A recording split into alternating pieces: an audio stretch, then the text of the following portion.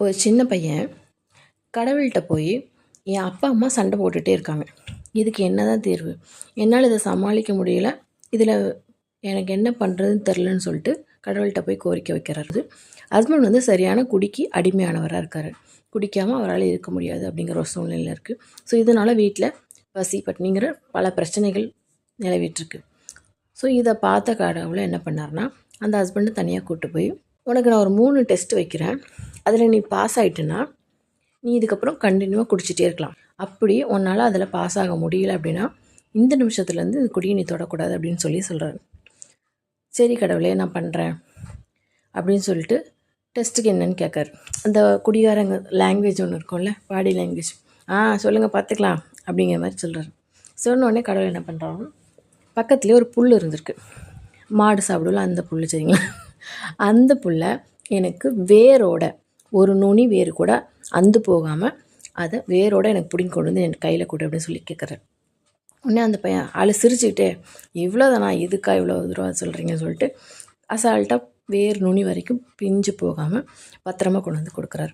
பார்த்தோடனே கடவுள் சூப்பர் அப்படின்னு சொல்லிட்டு அதை விட கொஞ்சம் பெரிய செடி, அந்த செடியை அதே மாதிரி வேரோட பிடிங்கி கொண்டு வா அப்படின்னு சொல்கிறார். உடனே அதையும் வேரோட பிடிங்கி வந்து கொடுத்துட்றாரு. இப்படியே 2-3 செடி வச்சதுக்கப்புறம் கடைசியாக என்ன செய்கிறேன்னா, வேப்ப மரத்தை காட்டி, இந்த மரத்தை எனக்கு வேரோட பிடுங்கி என் கையில் கொடு அப்படின்னு சொல்லி கேட்குறாரு.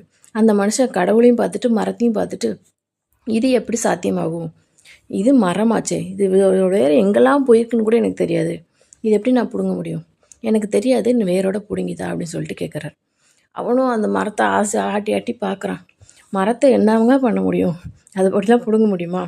சொன்னேன் கடவுள்கிட்ட போய், என்னால் முடியல, நான் தோத்துட்டேன்னு எடுத்துக்கோங்க, ஆனால் இது எப்படி பிடுங்குறது, எனக்கு எப்படி பிடுங்க முடியாது அப்படின்னு சொல்லி கேட்கும்போது கடவுள் சொல்கிறாரு, இதே மாதிரி தானே உன்னோட குடி பழக்கம், நீ ஆரம்பத்திலேயே சின்னதாக உனக்கு அதுக்கு நீ அடிக்ட் ஆகிற, அது இல்லாமல் வாழ முடியாதுங்கிற ஒரு சூழ்நிலைக்கு வாரேன்னு உனக்கு தெரிஞ்ச உடனே நீ அந்த குடியை நிப்பாட்டியிருக்கணும் இல்லையா?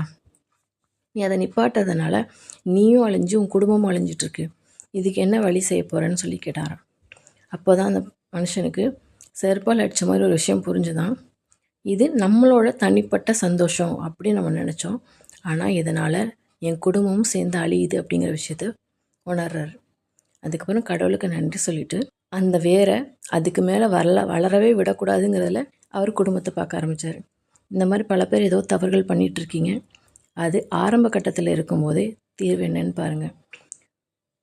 கையை மீறி போயிடுச்சு அப்படின்னா எந்த ஒரு பிரச்சனைக்கும் தீர்வு கொண்டு வர முடியாது. இந்த கதை உங்களுக்கு பிடிச்சிருந்துச்சு அப்படின்னா ஒரு லைக் அண்ட் சப்ஸ்கிரைப் பண்ணுங்கள்.